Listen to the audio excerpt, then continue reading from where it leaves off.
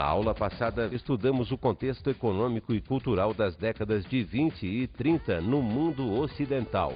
Veja o que estava acontecendo na década de 20, né? Foi aí então, após a Primeira Guerra Mundial, uma grave crise econômica na Europa. Mas, por outro lado, uma grande ascensão econômica dos Estados Unidos, que desemboca em 29, na década de 30, numa grande depressão, uma crise do capitalismo liberal devido à superprodução, que gerou milhões de desempregados nos Estados Unidos e no mundo. E estudamos a Guerra Civil Espanhola como antessala da Segunda Guerra Mundial. A crise das democracias liberais na década de 30 levaram ao nazifascismo, mas também levou à Guerra Civil Espanhola de 36 a 39 com o apoio dos nazistas e dos fascistas. Em 39, devido a essa expansão dos nazistas alemães, ocorre então a Segunda Guerra Mundial. Uma boa aula.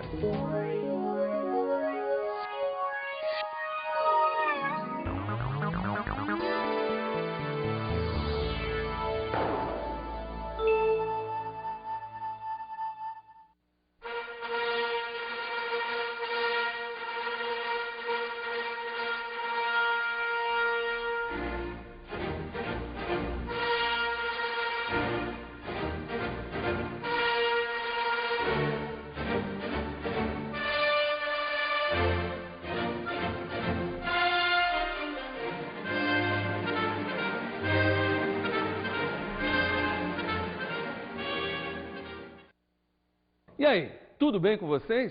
Voltemos aqui com a nossa aula de História, nosso curso de História do Brasil, não é verdade? Vamos trabalhar então a Revolução de 30 e a Era Vargas, entre 1930 e 1945, tá bom? Bom, nessa aula nós vamos ver todo o período Vargas da primeira fase, 30 a 45, né? Desde a Revolução de 30, até, por exemplo, os movimentos comunistas, integralistas nesse momento, o governo provisório, a Constituição de 34, a Constituição de 1937, a participação do Brasil na Segunda Guerra Mundial e a economia brasileira até chegar à deposição do Vargas em 45, tá bom? Bem, mas antes de trabalharmos a Era Vargas, esse período de 15 anos do governo Vargas, que depois ele retorna, né? E a gente vai ver isso para frente, entre 1951 e 54, retorna eleito. Mas esse primeiro momento, de 30 a 45, nós resolvemos então ir às ruas, perguntar às pessoas, principalmente pessoas mais velhas, mas também pessoas mais jovens, tá bom? Sobre o que eles conhecem sobre a Era Vargas. Vamos dar uma olhada. Olha, eu acho que foi um governo que fez muito pelo povo, né? Pelo trabalhador, né? Criou as leis de trabalho todas, né? E que de uma certa forma ajudou. Né? Muito embora o sistema de governo dele não fosse o ideal, né? Deu ao trabalhador brasileiro um princípio de lei trabalhista. Acho que ele e o Kubitschek foram os melhores governos que o país teve até hoje. Foi um ditador. Um dos maiores estadistas do Brasil de todos os tempos. Como ditador ele foi bom, porque ele fez o que precisava ser feito. E depois, como governo democrata, eleito pelo povo, também revelou-se um grande presidente. Foi quando deu início a INSS, essas coisas, né? Ele foi o fruto de uma guerra que houve, né, de uma revolução. Então ele apresentou-se como candidato e nessa época ele deve ter ganho. Vejam aí quanta resposta interessante e controvertida, não é verdade? Bem, a figura de Getúlio Vargas foi uma figura controvertida, polêmica, não é? Muitas pessoas aí de idade, como vocês viram, responderam que realmente foi um bom governo. Até disseram, realmente foi um bom ditador. É estranho isso, na verdade, um bom ditador. Mas realmente Vargas marcou época. Por outro lado, vocês viram também que muitas pessoas desconhecem sobre o Getúlio Vargas, desconhecem sobre a história. Foi um presidente que ficou 18 anos no poder, tá certo? 18 anos. e se desconhece, então existe algum problema aí, não é verdade? Um problema que a gente não está conhecendo a nossa própria história. Vocês viram que as pessoas mais velhas, mais idosas, responderam afirmativamente. Realmente foi um bom governo, marcou, né? Fez a questão da legislação trabalhista e tal, mas não foi um governo assim totalmente democrático. Então, essas são as controvérsias sobre o período Vargas, porque realmente ele foi bastante polêmico. Mas a gente vai dar uma olhada nessa aula. O que realmente aconteceu entre 30 e 45, se realmente Vargas avançou o Brasil na questão econômica e na questão política, tá certo? Então, mas antes disso, vamos dar uma olhadinha na conjuntura internacional da época. O que estava acontecendo no mundo entre 30 e 45? Bem, o que estava acontecendo era uma crise política e econômica do capitalismo liberal. A gente já mencionou isso, né? Mas agora, principalmente em 1929, com a quebra da Bolsa de Nova York, que foi o craque da Bolsa, tá? Bolsa de valores, já naquela época. Se a gente fica falando hoje sobre a questão da Bolsa de Valores, né? Das subidas e descidas das bolsas de valores no mundo, em 29, a Bolsa de Nova York quebrou, literalmente, tá? E isso gerou uma grande depressão mundial, 1929 até 1945, tá? É uma crise que vai se espalhar, começa nos Estados Unidos, tá? Onde vão gerar aí milhões de desempregados, tá? Chegando na década de 30 a mais de 14 milhões de desempregados somente nos Estados Unidos. E isso vai se espalhando para os países capitalistas europeus, principalmente. Os países capitalistas são os mais afetados porque o capitalismo nessa fase é interdependente. A economia capitalista, uma depende da outra. Se a economia mais forte, que naquele momento estava sendo os Estados Unidos, caiu e gerou falência e desemprego, levou também as economias capitalistas do entorno dependentes à quebra. E é isso que aconteceu na Alemanha, isso que aconteceu na Itália principalmente. Tá? A Alemanha foi uma crise estrondosa de desemprego, hiperinflação e uma série de questões, tá? Que acabou levando ao poder o quê? Os nazistas, então também desse período, a ascensão do nazifascismo na Europa e também no Japão, principalmente na Itália e na Alemanha. Na Itália com Mussolini, na Alemanha com Hitler, com os nazistas. E os nazistas foram eleitos, levados pela população, porque diziam que iam botar ordem na casa. Então veja, o capitalismo liberal em crise, o capitalismo de o Estado não intervir na economia entrou em crise. Precisava que o Estado intervisse para salvar a economia. E o mundo entra numa depressão violenta que acaba levando o quê? A Segunda Guerra Mundial em 39 a 45. Então foi o período que o Brasil também esteve inserido na Segunda Guerra Mundial, entre 1939 e 1945. Essa guerra que foi uma consequência da primeira e que foi acelerada pela crise econômica e social da década de 30, não é verdade?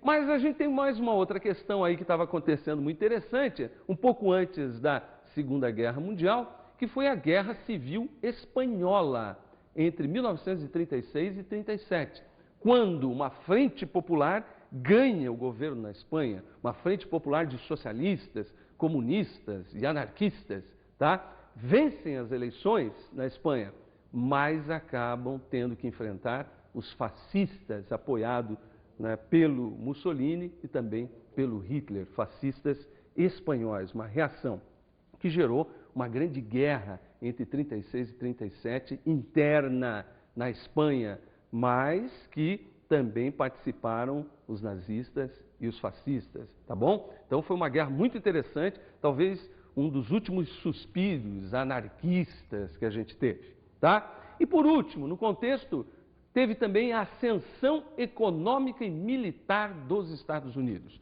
É a partir, né, desse período, principalmente após a Segunda Guerra Mundial, que os Estados Unidos se coloca como a grande potência econômica e militar do mundo e está aí mostrando até hoje, né, que é uma potência militar, isso é inegável. Quanto à potência econômica, temos cá nossas dúvidas. Ele está passando atualmente por um momento de crise também econômica. Tudo bem até aí? Bom, vejamos agora então a questão mais aqui do Brasil. Vejamos então como aconteceu o fim da República das Oligarquias. A República das Oligarquias começou numa crise violenta, principalmente a partir das décadas de 20 e 30. Crise na República das Oligarquias. Crise oligárquica relacionada a uma crise econômica, mas principalmente política, tá? Uma crise política porque vários movimentos, principalmente militares, tenentistas, sociais, como a Coluna Prestes, né, revoltas, como os cangaceiros e tal, questionavam, na verdade, aquela república oligárquica, a república do café com leite, tá? Então, muitas pressões políticas e pressões populares na época colocaram em xeque a república do café com leite. E nesse momento, tá, de 29 para 30, tinham sido marcadas as eleições presidenciais de 1930. Vejam só, nessas eleições, o presidente anterior era o Washington Luiz, que era um presidente do grupo dos cafeicultores paulistas, tá? E então ele, na verdade, acaba indicando, e os grupos dos cafeicultores acabam indicando um candidato a presidente que foi Júlio Prestes, do Partido Republicano, que também era paulista. Na verdade, pelo acordo entre mineiros e paulistas, o presidente deveria ser de Minas Gerais. Então já começa aí um problema interno das oligarquias. Do outro lado, estava a Aliança Liberal, com o candidato à presidência, Getúlio Vargas, não é? Então tínhamos aí a Aliança Liberal com Getúlio Vargas contra o Partido Republicano com o candidato Júlio Prestes, o candidato das oligarquias cafeeiras paulistas, ok? Bom, acontecido as eleições, quem saiu vitorioso? Foi Júlio Prestes, o candidato paulista. Ora, mas a Aliança Liberal alegou fraude nas eleições. A diferença foi muito pequena, na verdade, a diferença. Então, a Aliança Liberal alegou fraude e não aceitou a vitória de Júlio Prestes. Não aceitou de maneira nenhuma. E também Minas Gerais, o governador de Minas Gerais, os mineiros, a oligarquia mineira, também não gostou disso e acabou passando para o lado da Aliança Liberal. Aí se inicia, então, um levante militar liderado por Getúlio Vargas e a Aliança Liberal, somada ao movimento tenentista, que de muito tempo já vinha contra as oligarquias, tá? E aliada também às oligarquias dissidentes de Minas Gerais. Esse levante militar vai começar no Rio Grande do Sul e do Nordeste, em direção ao centro do país, em direção a São Paulo e Rio de Janeiro. E uma coisa interessante vai acontecer que Júlio Prestes ganha, mas não leva, porque Washington Luiz acabou sendo deposto e o Júlio Prestes não assumiu a presidência. Aí sim temos o quê? A Revolução de 30. A Revolução de 30 foi, na verdade, uma revolução militar, um levante militar contra uma eleição. É claro que as eleições, geralmente na República Velha, eram eleições fraudulentas, tá? Mas ninguém tinha prova realmente que aquelas eleições tinham sido fraudadas, tá? Na verdade, foram um pretexto para retirar as velhas oligarquias do poder e remanejar as camadas dominantes, não é verdade? Agora com grande apoio popular, tá bom? Então, a Revolução de 30, será que realmente foi uma revolução? Ou realmente foi um golpe militar? Porque várias forças militares apoiaram, tá? Se dividiram nesse movimento, tá? Mas a maioria ficou ao lado de Getúlio Vargas, da Aliança Liberal, tá bom? Mesmo Vargas tinha resistido no começo a esse levante, a essa revolução, tá? Ele foi impulsionado, na verdade, pelo movimento tenentista, que de muito tempo já queria fazer uma revolução de cunho militar, de cima para baixo. Vejamos agora, então, a Era Vargas, entre 1930 e 1945. Veja que foi um período bastante longo de governo que realmente marcou época. Inegável, inesquecível, na verdade, esse momento na memória de muitas pessoas, como vimos aí nas entrevistas, na enquete. Ora, essa Era Vargas a gente poderia dividir numa primeira fase entre 1930 e 1937. Essa foi a primeira fase que a gente também pode dividi-la em dois momentos, na verdade. Quais? O primeiro momento foi o momento do governo provisório, entre 1930 a 34. E um segundo momento foi do governo constitucional, entre 34 e 37. Vejamos então o que aconteceu nessa primeira fase.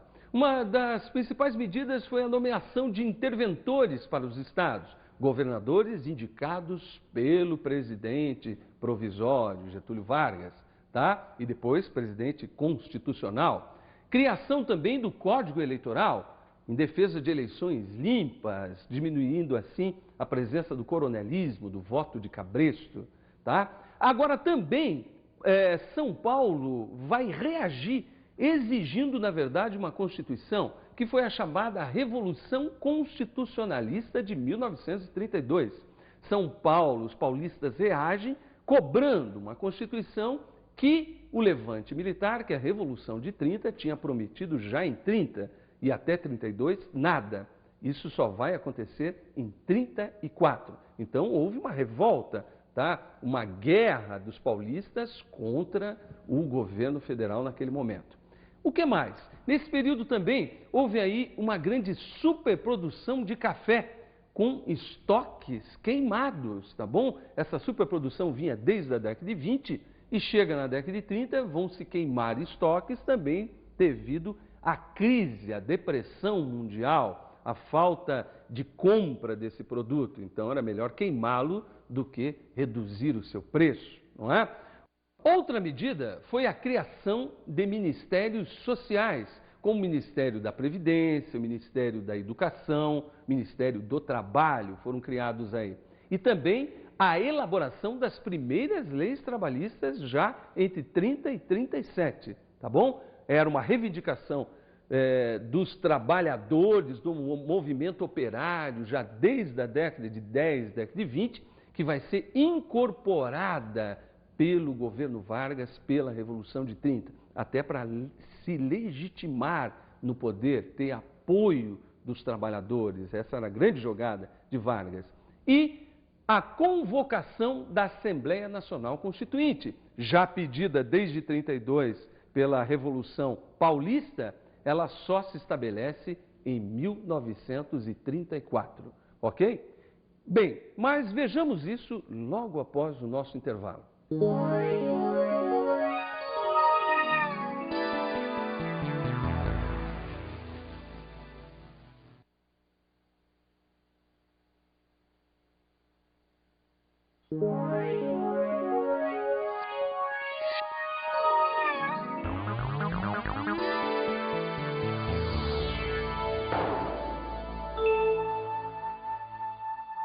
Bem, voltemos à nossa importante época sobre o Getúlio Vargas, não é?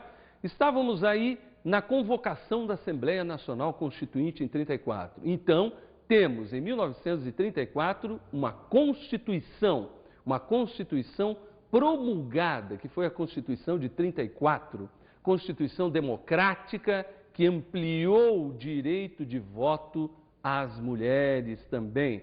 Então foi uma Constituição promulgada, bastante discutida, bastante democrática, pena que durou pouco tempo, durou apenas até 1937. Esse é o grande problema da política brasileira, a instabilidade das nossas leis, das nossas constituições, não é verdade?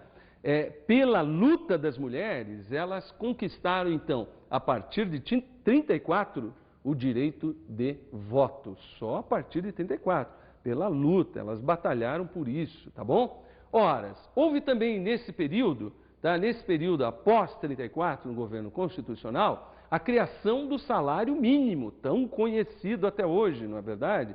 Tão discutido, tão polêmico, que hoje não dá para nada o salário mínimo. Mas na Constituição de 34, o salário mínimo era para sustentar uma família com até 4 pessoas.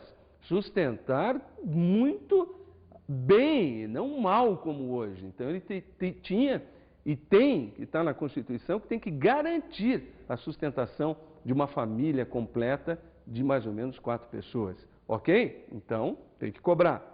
A economia nesse momento. Ora, o que estava acontecendo era o fim do Estado liberal. Aquele Estado não intervencionista, aquele Estado que não intervinha na economia, acabou a partir de 1930. Agora o Estado intervinha mesmo, criava leis, era um Estado diretivo. O Estado liberal tinha entrado em crise mundial. Então o Estado agora era um Estado forte. Aí que vem o estímulo do Estado à industrialização. Então é o Estado estimulando, intervindo na economia, né? E propondo aí a industrialização do país de cima para baixo, na verdade, até forçosamente. Por outro lado, também, do ponto de vista político, o que estava acontecendo, né, nesse período de 34 para frente? Como era um período democrático, várias forças se organizaram. Se organizaram, então, os partidos de oposição, tá? Partidos de oposição que tinham propostas definidas, como a ANL, Aliança Nacional Libertadora, liderada pelos comunistas, pelo Partido Comunista do Brasil, o PCB, mas com vários aliados, que propunham, então, um nacionalismo libertador, tá bom? E, principalmente, o socialismo. E também, como partido de oposição, a Aliança Integralista Brasileira, tá? AIB, que liderada pelos integralistas que eram, por exemplo, radicais de direita, inspirados no fascismo, no nazismo, principalmente europeu, querendo um governo forte, um governo de pulso firme e ultranacionalista também. Bom, nesse processo de embate político aí é que a gente tem o Levante Comunista em 35, tá? A Aliança Nacional Libertadora acaba liderando, tentando um golpe, na verdade, em 35, iniciando pelos quartéis, tá? Uma revolução tomando os quartéis para instalar no Brasil um governo socialista, inspirado aí nas propostas socialistas, principalmente soviéticas do momento, né? E é aí, então, que Getúlio Vargas reage, tem como pretexto tanto os integralistas quanto os comunistas, abrindo um pretexto aí para que Getúlio Vargas comece a fechar politicamente, tá bom? É nesse momento que Luiz Carlos Prestes, que foi o grande líder do Levante Comunista de 35, também acaba sendo preso lá por 1936, 37. E a ANL é desmantelada e o Partido Comunista também colocado na ilegalidade, ok? Bem, vejamos agora então a segunda fase da Era Vargas, o Estado Novo, que foi de 1937 até 45. Ora, essa segunda fase foi uma fase de fechamento. Se a fase de 34 até 37 foi uma fase de abertura, com o pretexto do levante comunista, da intentona comunista e da direita integralista, Vargas vai fechando politicamente, anula as eleições de 37 para 38 que iriam acontecer e rasga a Constituição de 34, convocando uma nova Constituição, elaborando a Constituição de 37, uma Constituição agora outorgada, nada de votação, uma Constituição imposta que vai instalar aí a ditadura do Estado Novo, com certeza, aos moldes de uma Constituição fascista, ok? Houve também a criação do DIP e da Polícia Secreta. O que era o DIP? O Departamento de Imprensa e Propaganda, um departamento que censurava, o departamento da censura, a liberdade de expressão, a liberdade de manifestação, seja no rádio, no cinema, no teatro e também na literatura, jornalismo e por aí vai, tá bom? Então a polícia secreta, veja, a polícia secreta, década de 37 para frente, é a fase da ascensão do totalitarismo no mundo também, do nazifascismo. Não queremos dizer aqui que Vargas era nazista ou fascista, mas que no governo Vargas, a partir de 37, tinha grandes simpatizantes do nazifascismo, com certeza, principalmente na polícia, simpatizantes do fascismo de Mussolini. Bem, nesse momento então, a partir de 37, Vargas inicia mais ainda essa modernização conservadora, que era o quê? Estimular a industrialização, o fomento à economia, mas com um poder político forte e centralizado, sem liberdade, sem democracia, tá bom? É nesse momento que inaugura-se a Companhia Siderúrgica Nacional de Volta Redonda. Veja que é o grande incentivo e estímulo à indústria de base, à indústria de transformação, para o Brasil deixar de ser dependente desse setor, tá bom? Então, vejam, uma economia forte, mas com uma política fechada. Vargas também faz acordos comerciais e econômicos com os Estados Unidos extremamente vantajosos a partir de 37, tá bom? Acordos comerciais, grandes empréstimos e tal, para a instalação dessas indústrias de transformação. E, nitidamente, tinha uma política econômica nacionalista. Isso é inegável, porque investe na produção e na indústria nacional. Bem, houve também aí a criação, a partir de 37, da CLT, todo mundo conhece, Consolidação das Leis Trabalhistas do Trabalho, não é? Com toda a legislação falando sobre a questão das férias, 13º, salário mínimo, tá bom? Todas essas questões que a gente conhece hoje. Então veja, se por um lado ele fecha politicamente, por outro lado a economia ela cresce devido ao investimento do Estado, ele também procura ganhar o apoio da população, tá? Ganhar o apoio da população legitimando o poder, principalmente dos trabalhadores.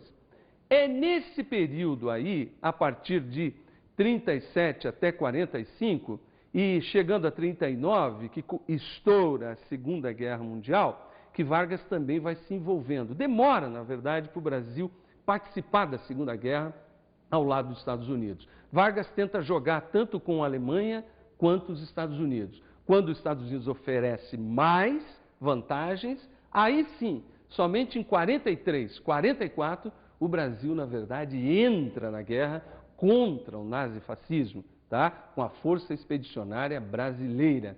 E também porque vários navios, na verdade, acabam sendo afundados aqui em 43, não é? Afundados, navios brasileiros, até navios mercantes, não eram só navios militares, tá bom? Então Vargas, pressionado também pela população, tá? Acaba entrando ao lado da aliança, né, liderada pelos Estados Unidos, ok? Muitos foram para a guerra, principalmente na região da Itália, tá bom? Onde os brasileiros foram lutar e lutaram bravamente, com certeza. Foram mais de 20 mil soldados aí, tá? Para a Segunda Guerra Mundial.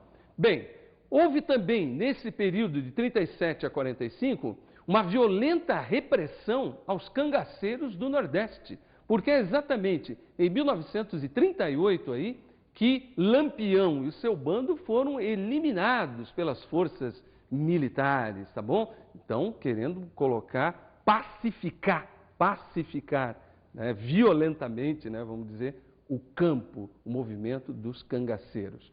Então, a partir da entrada do Brasil na guerra, depois de 39, principalmente em 43, 44,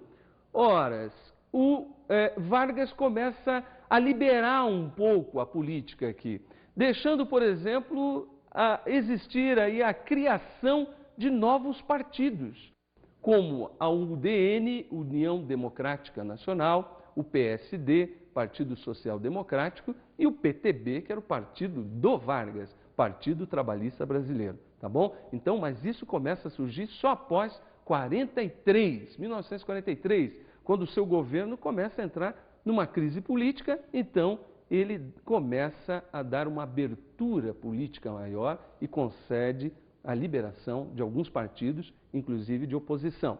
Ok? Bem, passado esse momento, termina-se a guerra em 45, tá? Terminada a guerra foi contra quê? Contra o totalitarismo, as ditaduras nazi-fascistas, não é verdade? Então, como que o Brasil, né, vivendo numa ditadura, foi lá lutar contra as ditaduras nazi-fascistas? Quer dizer, na volta, na derrota do nazifascismo, é também derrotado o Estado Novo. E Vargas acaba sendo deposto, principalmente pelos meios militares que tinham levado e sustentado ele no poder desde 1937. Foi no meio militar, na verdade, que daí já vem uma aliança com os Estados Unidos, né, pela redemocratização, que Vargas acaba também sendo deposto nesse momento, então, em 1945.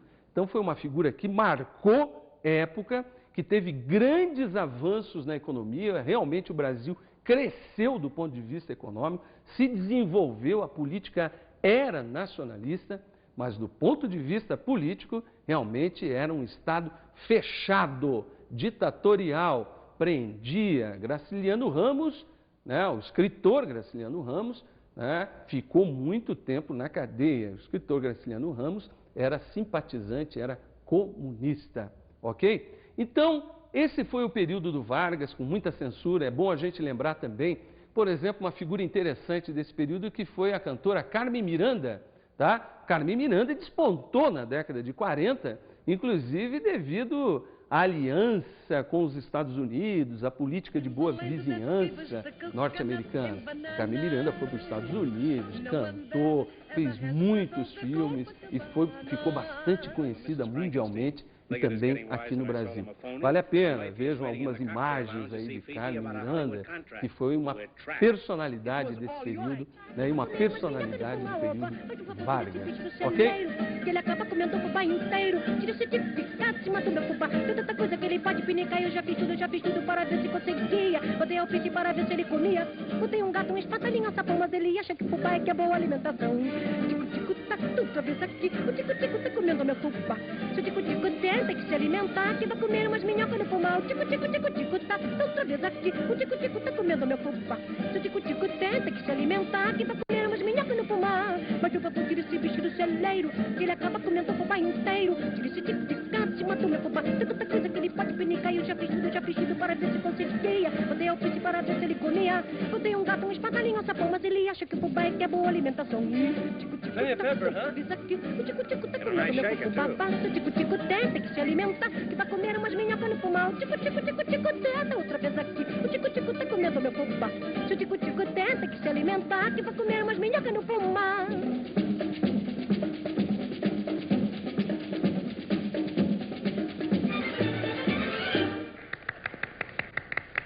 Bem, vamos agora então às nossas dicas de estudo.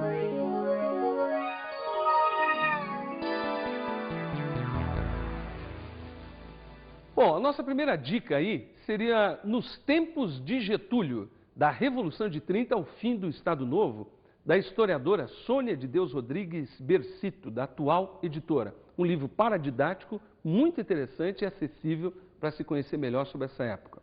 Um outro é Estado Novo, Ideologia e Poder. Um livro da historiadora Ângela Maria de Castro Gomes, da editora Campos. Um livro muito interessante sobre a ideologia trabalhista desse período Vargas. Vale a pena conhecê-lo. Tá bom? Então, até a nossa próxima aula.